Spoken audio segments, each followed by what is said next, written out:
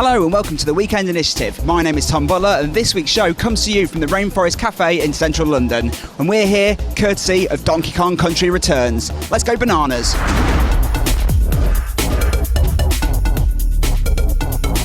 Coming up on this week's show, we've got a review of Assassin's Creed Brotherhood, we've got another 15-second pitch, we take a look at the new Harry Potter movie, but first, TV comic Dara O'Brien imparts wisdom on the joys of video gaming.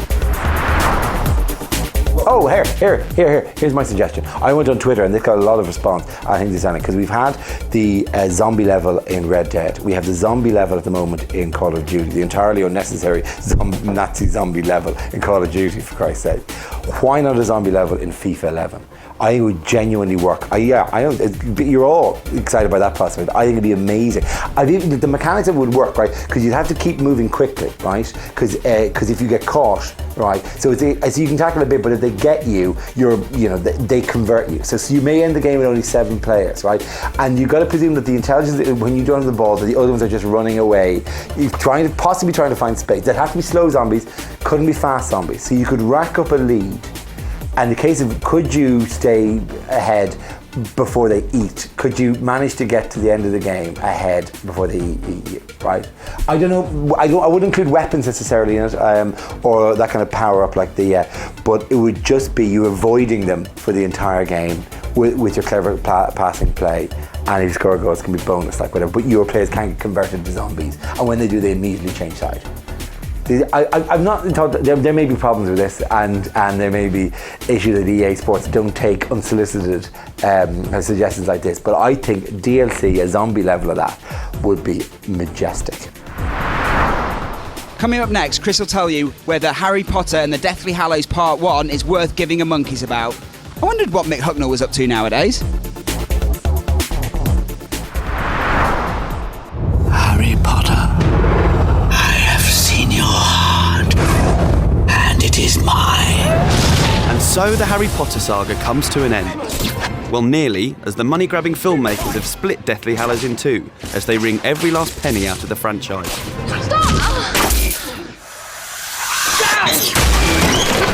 The darkest Potter story yet. The film sees Harry, Ron and Hermione strike out on their own in an effort to bring down Lord Voldemort.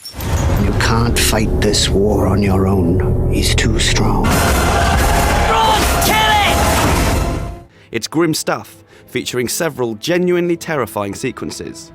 But it also meanders in the middle and ends abruptly on a deeply unsatisfying cliffhanger.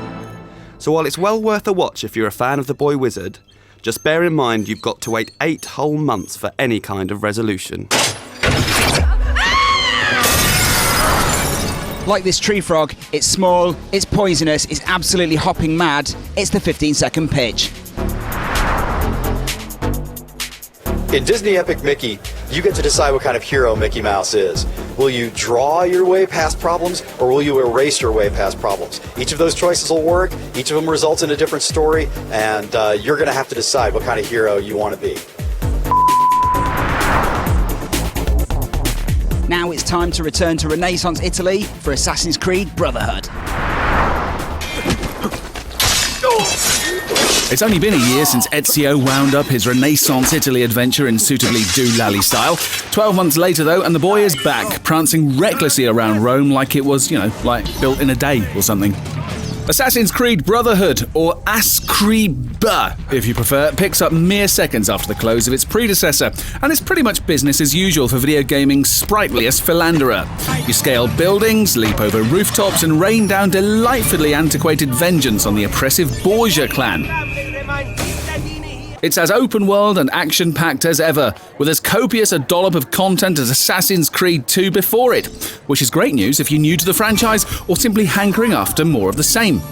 And that's Ascriba's biggest problem. Despite some mild tinkering to the formula, including citizens to liberate by felling Rome's multitude of Borgia towers, assassin chums to hire when the going gets tough, and city-slicking horse hijinks, we've seen it all before. Thankfully, though, Ascriba's ingenious multiplayer edition is a blast, with its tense kill or be killed contract-based conceit, and it rounds out an absurdly generous package admirably. As a stopgap before Assassin's Creed's next proper outing, Brotherhood's a ton of familiar fun. Next time, though, the franchise is really going to need a change of scene. So that's it for this week's show. As always, hit us up with your feedback on Facebook or Twitter. Till next time, folks.